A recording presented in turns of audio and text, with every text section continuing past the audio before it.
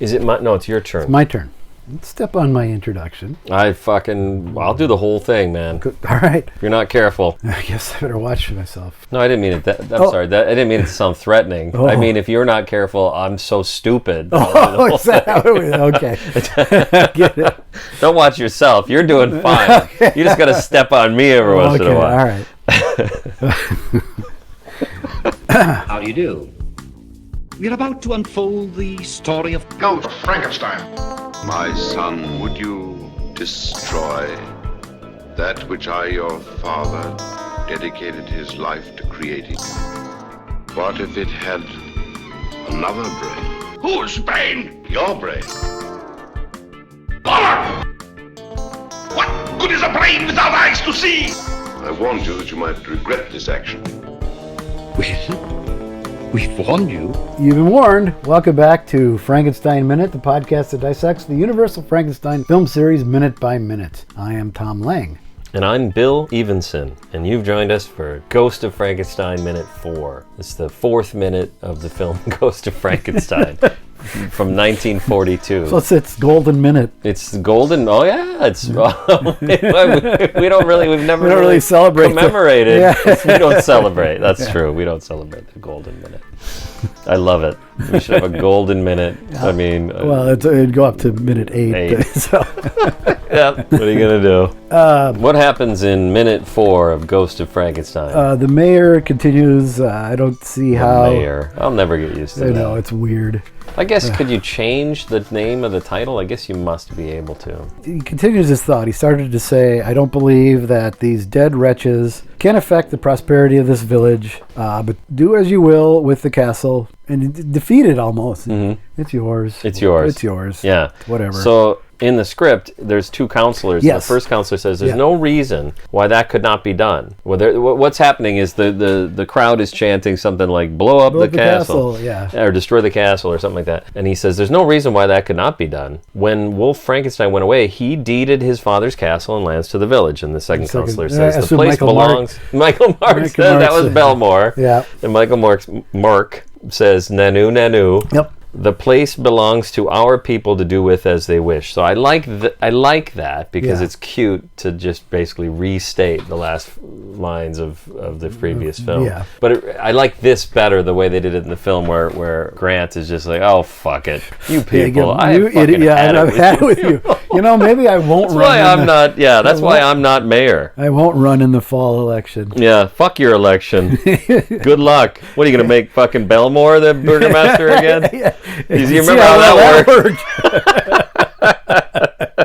And what is the response from the villagers? Oh, Dwight Frye cannot be more excited to say, let's blow it up! Yep, we'll blow it up! He is spectacular. It's really great to see him get that. He has a nice moment. You can't ignore it. You can't have it on and not notice Dwight Frye. No. Which you can in some of these films. Son, because he's not in it. They cut him out. Well, supposedly they shot something and they cut him out. Yeah. Don't know what, because we don't have a script to go off of. Yeah. And I've also read that, he was in the Technicolor footage that was scrapped, and I don't know that they even shot much Technicolor footage other than some test things. It's pretty great to have him in the film because, just for nostalgia. Just because it's Dwight Frye and he belongs in a Frankenstein film. Yes, that's nostalgia though. But I accept that because I know that about myself. But the other reason it's great is that Dwight Frye is great. He's Renfield, he's Fritz. If he died after that year, he left an indelible mark already on cinema history. Yeah. In those two roles in 1 year. Yeah. And then he's Carl, which is a different role altogether. I actually think Carl's a better role. I agree, and we talked about it a lot. Yeah. And I think that doing a season of that helped me to solidify my opinion, which is how great Carl really is. Yeah. Like I picture him in that wooded scene where it looks like he just banged that one woman who's laying there. And they run by and he just kind of points. And he just points he's over there. We're just getting high. They just really look like Afterglow. I think that's what I named. I think I named the episode Afterglow. Actually, and use that image. I think I say that's why they named him Dwight Frye, but I don't. I got nothing. I know. No, and I think it's great though to have such a sort of bombastic role for him because he's really good at those sort of over the top. You know, if he was that's true. If he was Hans, it wouldn't have been quite as. Here are your lines. He's the guy. You are going to say he's the guy stoking the fire to get everybody riled up. Who was that dipshit from last season that I hated? Ivers? Oh, Perry Ivers. Perry Ivans. Perry Ivans. Yeah, he's not Perry Ivans. No, he's not in any way, shape, or form. I will say this from Greg Mank, and I think Greg Mank is oftentimes held in high regard to the point where you can't really be critical of him. But here's something he said about Dwight Frye in this film. He says, poor, pale Dwight Frye making his 4th appearance in the series. Frye was grateful for the day's work. Not long before, he had been reduced to playing in a stag film as a voyeur, hiding in the bushes, watching a nudist colony volleyball game. Oh, we've got to track that down. I tried to track down whether this is even real, and the Classic Horror Film Board thread for Ghost of Frankenstein is, like most of the classic Universal horrors, 83 pages. I mean, it's a lot to say about the classic Universal horrors. Yeah, how much on of it, the Classic Horror Film Board. How much of it is valid? Page after page of people like Tom Weaver, who I hasten to point out is never critical of Greg Mank. He's not like that's what he's there for. He's I assume he considers him a contemporary and a friend. They're probably buddies. But he's one of the people that kind of disputes this story. Nobody seems to have ever seen this film. Okay. There is supposedly a film where someone looks like Dwight Frye, so there might be a mistake, but no one has been able to point out what film that is. Okay. So I've not come here to, what's the word? To bury Mank. To bury Mank. But I think he did the best he could with the information he had at the time. And I don't know if this story is true. If you look at It's Alive, the classic Frankenstein saga on film, or as you call it, It's Alive Frankenstein. It's Alive Frankenstein, because that's what it says on the side. Okay. Compare that to then this, which came out years later, the Magic Image film book, Universal Film Script, where he does the production background. It corrects some of the things in It's Alive. Then in some of his other books that have come out recently, it corrects some of that. Yeah.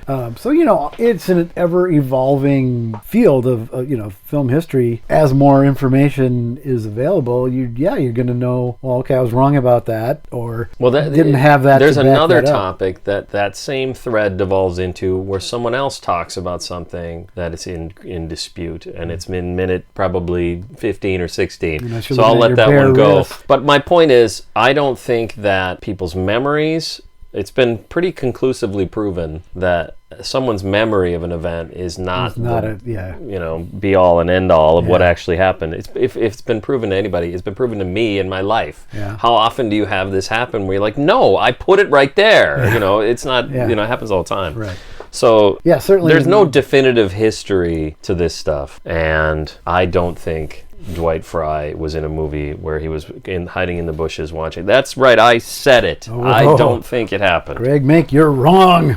That's right. Maybe. Okay. Anyway, then the mob rushes out of the town hall. Yeah, it's the weirdest thing. Already have torches. It's the weirdest thing. They're already all torched up. Yeah. Because if there's anything you're surprised to see in a Frankenstein film, it's torch-bearing villagers. And if you like your Frankenstein films with torch-bearing villagers, boy, have I got the movie for you. You're gonna love. Because this one, we're in minute 4, and we've only got our first set of torch-bearing villagers. That's right. More to say about that later. I think they came to the town hall with the express purpose that we're going to blow the castle up, despite what you say. Okay, I guess that's right. And they're just looking for validation. Sure, yeah. But the thing is, if you don't want validation, like what they're not just validation, it's now legal. Yeah, that's what I mean. That's kind of what I meant. Yeah. Yeah. So good on them that they're not. I mean, because just go do it. They're vigilantes. This is the thing about these films. They're full of these vigilantes. Vigilante mobs. Yeah. Vigilante mobs, and now we've got a vigilante mob because the mayor said, "Fuck it, do whatever you want." He almost exactly said, "Fuck it, do whatever you want." Leave me the fuck alone. Yeah.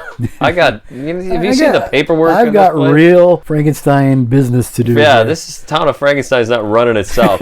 I need to cut a ribbon at a ceremony. So you see this sash? You see this fucking stupid sash? Need to meet a guy at a train. I've got a box and another box. Oh boy. So we go to a really nice model of the castle that looks nothing like anything from Son of Frankenstein. It looks more like the castle from Bride. Yeah. That we see briefly. Yeah. There's actually something weird about this that I didn't put in my notes, so I don't know if I should talk The about model it. Might as well or, talk the, about it or now. the castle? The castle. All right. Because you just said it's like nothing we've seen in Son of Frankenstein. Right. So do you remember that article that Don Glut wrote? That I saved the magazine that it was in, Castle of Frankenstein. Yeah, Six or something. it's also in a book called The Frankenstein Archives, and I yes. have that book, and I looked through it, and I got to the part where there's a bit of an inconsistency here, and he doesn't even address it, unless I missed it. Oh. It's weird that there's a castle with Igor in it, and they're going to blow it up, Yeah. and we're going to see what's in the castle. It seems as if we're expected to think this is where the last movie took place. Yes. Even though it took place in a domed structure that had the roof blown off. Yeah, well, I think, Son plays fast and loose with the history That's true. prior to it, so Yeah. this is doing the same thing on Yeah. a smaller scale. Yeah, I guess that's right. So yeah, we're to believe that the laboratory, the sulfur pit, everything was in this castle. Yeah. So they lived in the same building as the sulfur pit. I don't know that Okay, you want to I be didn't think doing of that. That's true. That doesn't sound like a That's good true. idea. As Josephine said, you do find the strangest places or whatever. She wouldn't be talking like that if she was She's living like, in it. Oh, let's go. Fucking reeks in here. Did you fart? No, I didn't fart. Someone is constantly farting. So then, It's a really nice. Cleo E. Baker was the miniature guy at Universal. It's a nice detailed little thing with dead trees, really nice dark cloudy sky behind it with no wrinkles whatsoever. I like the sky. I is forgot great. to write it down. When I'm watching it, I'm like, oh yeah, that's the sky from... This whole sequence, up until they leave Frankenstein to go to Visceria, it looks great. It's Oh, absolutely. dark and moody Yeah. and very atmospheric, and that all goes away for the most part when they leave to go Yeah, to that's a really Visceria. good point. I hadn't thought about it in those terms, but you're right. All of this looks good. Mm-hmm. At least I'll niggle on a few things. Sure, but sure. Yeah, you're right. It looks fantastic. And the only reason it didn't occur to me to say so here is over the next 2 weeks, it also looks fantastic. It just gets better and better. Yeah. Over the next 2 weeks. and then maybe not so much. And then maybe, yeah. But no, I completely agree. Yeah, so this part of the film looks fantastic. What I was frowning about is that you mentioned a name, and I was going to mention a name, and maybe in a couple of weeks I'll mention it when I find my notes for that episode. Cleo E. Baker, is that the... I don't know who that is He or was, what you're I talking just about. said he's the miniature guy. I at know you Universal. said it, but... He did miniatures for both the whale pictures. Is Cleo... This is the dumb thing, but it's on topic, so Yeah. we'll leave it in. All right. Is Cleo short for Charles? Because there was a Charlie Baker. I have it as Charlie Baker is the miniature guy. I've always seen him as Cleo, but I've never seen him as Cleo. So where are you checking? IMDb, I'm just looking Oh, up. IMDb. Oh, I know. the bane of my existence. Yeah, me too, but it's quick and easy.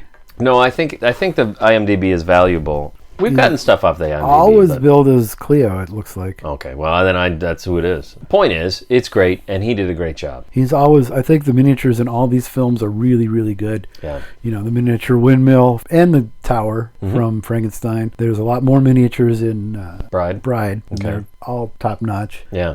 Son, I assume that the castle, when you see it at the opening scene, is a matte painting. I don't think there was a model of it. Same thing with the laboratory. Can't think of any model work. Yeah, so I don't think he did anything for Son. Interesting. Anyway, I ran down his career. Well, when they go to the lab and they show them running up to it, is that a matte painting or a miniature? It's a set with or it's a full set. full set with a matte painting kind of finishing it off. Okay. What they call a hanging matte, or it's a glass shot where they shoot through a pane of glass and the thing is painted on the glass. Okay. You saw the making of Star Wars. It was used even there. Oh yeah. Yeah. Yeah. When Obi-Wan is going to shut down the tractor beam. Tractor beam. That's definitely So anyways, Well, that's I don't know if definitely that's now- done that way because there's two ways to do it, right? Yeah. There's paint it all on a piece of glass, hang that piece of from the glass in camera. front of the camera, and then there's spots you didn't paint, and behind Yeah. that you can see the See the actual, actual set, set, and yeah. the actors. Right. And then then if they move too far to one They'll- side or another, they'll they'll disappear. disappear behind the painted Yeah. part.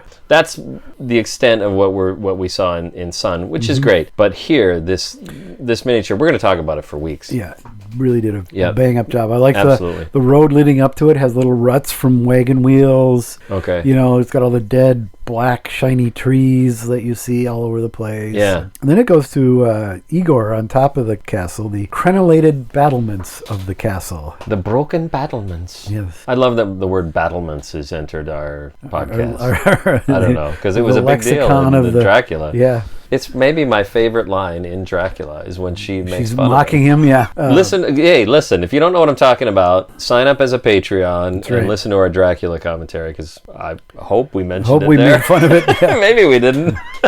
Anyways. Crenellated is you always see along the top of a castle, especially in a cartoon, or kind of that zigzaggy. Well, so here's the thing about that. A crenellated parapet is also known as a battlement. And a merlon is the solid upright section of a battlement. So in medieval architecture, the space between two merlons is called a crenel, and a succession of merlons and crenels is a crenellation. Okay. Now, that matches what you just said about Looney Tunes or this movie or whatever, where you see, when you were a kid, if you had to draw a castle, you would draw that. Yeah. It's just a like if you have a representation of ones and zeros in a binary, never mind, I'm not telling this well. God. But it's not like, it's very sharp edges and it's rectangular.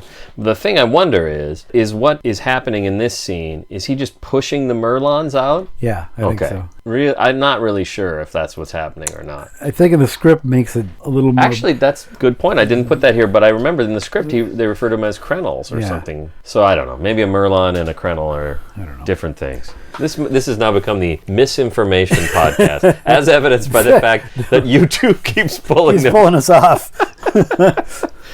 First hunk of granite hits. Oh, wait. First of all, they come surging into the courtyard. Okay. They go through what looks like some repurposed Dracula sets, the doorway. Yeah. You know, it's got that pointed door. It does. Yeah, you're right. I think it's the door from Dracula. Okay. They go through courtyard. It's got some nice wet God, now you got trees. Me. This is why we do this podcast. Now I think that's the door from Dracula. Oh, I'm pretty sure it is. Excellent. I'm almost positive they still have that? Do they have it now, you mean? Yeah. I don't know. Everything they have burned a pretty... or got destroyed. They had those fires, too. Well, that's what I meant when I said they burned. I didn't mean... Yeah, but no, that's true. The mob starts unboxing dynamite and begins to set it up as Igor pushes one of the merlons from the crenellation down onto the mob. This is what I love, is the first hunk of granite hits, and we just watched it, and I've watched it multiple times. Yeah. The villagers don't all immediately look up, which to me is something that I would think that I would do, especially if I was an extra in a Frankenstein film and was getting paid $3 and a cup of coffee for my time. Yeah, that's true. I'm inflation, whatever you call it. I'm adjusted it for inflation. They actually all, it's funnier to me, they actually all just, almost all, look at the spot where it hit, which is really dumb. Well, these are dumb people, though, and we know the reason they're doing this. The main reason is because they are frightened children, and they're susceptible to superstition and things like that. So it's like they think it blew up. Hence the murdering ghost. Or else they just think, the murdering ghost, perfect. Yeah. Or maybe they just think somebody started early and this is the dynamite going off. So that would actually make some sense. It's like the stoning in Monty Python. Who went early? I thought we'd started. It looks like it's plaster that's hit, or chalk. It still looks like it's heavy and could hurt you if you got hit by it. It's very, again, everything's really effective. Yeah. That really does come across that way, absolutely. Yeah, it looks... And then the one guy looks up and he says... Look, old Igor. So it's old Igor. It's old Igor. Which, is he old? He's pretty old. He's my age. Right? How old is Lugosi? Lugosi, he was he was in his 50s. He's in his 50s. Late 50s, because he's either almost or already 60 in the next film. That's what's so amazing, like I was saying last week, about where he is in his life. He's got the Dracula house. Yeah, riding high on that monogram contract. Better to reign in hell than serve in heaven, I guess. Wow, that is this week has been really great for me. I'm a fan of this podcast. I can't take credit to Tom Weaver in Poverty Row Horror. Oh, he made that analogy. The analogy? That's fantastic. Yeah, I thought it was brilliant. Because what that does, that explains Lugosi. I was going to say as a contrast to Karloff, but it just doesn't have to be a contrast to Karloff. That's the thing. Not everything they did was counter to the other, you see that a lot, and I'll pick on Mank a little bit. He sort of really ramps that up in that book. Yeah. It's a great book, but I don't think there was this rivalry all the time, and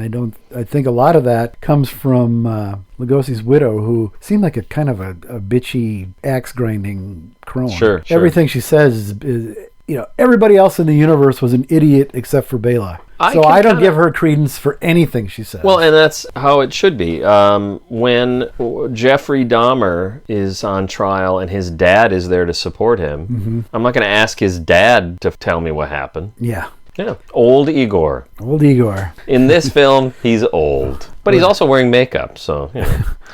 So what's great is, so he says, yeah, oh, look, old Igor, I told you he was alive. And then Igor, he almost takes a bow. He does like the opposite of taking a bow. He kind of comes back. It's like he's been doubled over with laughter, like, the fuck you guys. So it's really pretty great. Uh-oh. I'm finding out how old he was? Yeah. I'm going to guess 50. Let's see. This is 1941. Late 41. He was in Dracula in 31. It can't be that old. He's probably only like early 50s. 52. No, he's 60. 59, 60. So he was 50 in Dracula? I guess so. Holy cow. So he was born Karloff was 40s when he did Frankenstein. Should we be making Frankenstein movies? We're not too old. No. It's not too late. No. Let's get the makeup on. Let's get the grease paint on you. When we started Son, he was probably your age. I'm just picturing now, like, we just do a promo video for Frankenstein Minute. Yeah. And I'll be Dracula and you be Frankenstein. And you'll just be bitching the whole time about how you had to do all this makeup. And you were in the makeup chair for 4 hours and I showed up 10 minutes late. Put some eyeliner Put some pancake on it. Well, a lady came over with one of those puff things. And I walked out. Milton Berle. Makeup. Poof. Anyways, that's okay. This is what I wrote. This is pretty fucking great. Igor wastes no time antagonizing the movie. No, not at all. He just is loving it. It's so great. How do you like that? You want another one? Here you go. How's that suit ya? Exactly. Yeah. It's fantastic. And I mean, it serves a purpose. He is in the castle, and they are about to blow it up. So anything you can do to push delay that. To kick that can down the road, so to speak. That's good. He's not being petty or but yet he's also loving it. Yeah, he's also like, that's the thing about Igor, and I think one of the things about myself, and maybe this is something I could do, is I could write a self-help book, like, be more like Igor.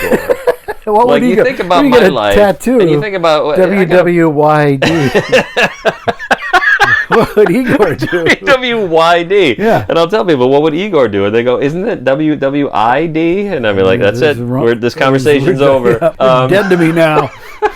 But this is the nature of Igor, and it is a joyful thing. And we've been saying this, for a while now. Yeah. When he's in the council room chambers, spitting on people, and witty, delivering the best line in the entire series. The bone in my throat. Bone in my throat. Yeah, that might be my favorite line. Best line in the whole series. In the series, yeah, I'd have to think about that. Pretorius has got some good. Has got some good one, and let's not discount Lou Costello having some really good lines. All right, what time are we at now? Like time or no? Do we want to skip it again? Or do you have a short one? Yeah, probably. I don't know. What? Do I look like I know what I'm doing? No. All right, let's do one. All right. Got any more questions, wise ass? Nah, that sound of me saying that it's time for Got Any More Questions, wise ass can only mean one thing. It's time for Got Any More Questions, wise ass. And our question today is more of a comment. What is this segment brought to you by? That's right. Today's episode, or today's... What do you got any more questions? Segment? Yes. Today's Got Any More Questions, wise ass is brought to you by Patreon. Patreon.com/Frankenstein Minute, where you can go and pay money for something that's usually free. I was thinking that I would have you do this so that it would come out. So it would come off. I thought you would do it better than I do, but maybe I was wrong. Not today. Maybe next week. Yeah. Perfect segue. Okay. This comment comes from Patreon. It's our old friend Chuck. Oh. And we used to call him Chuck WPG, but I'm going to start calling him Chuck because he's Chuck from Winnipeg. What does Chuck have to say? Chuck says, this is in response to minute 100, part 1 of Son of Frankenstein. Chuck says, you can't fool me. That was Truman Capote, LOL. Okay. So, is he talking about the Peter? Yeah. Okay. That's good. Then, he responds almost to himself later the same day and says, maybe a combo between Capote and buckwheat. Which is I think you nailed Peter Frankenstein. Yep. Yeah, that's the Peter Frankenstein. that we all know and love. Well, maybe that's one of the reasons why I like it and maybe other people don't. I like to make fun of people who have backwoods down south accents. We grew up in the Midwest where there's a premium placed on coherence and Forming. Which, yeah, I should know as what's someone the who's not definition really of irony? There you go. Yeah. There you go. That's it. All right. Thanks for Chuck, listening. Thanks, and Chuck. thanks for listening. And come back next week. We'll talk about minute 5. Of Ghost Rider. Igor throws more some battlements and some Merlons Merlins and some crenellation.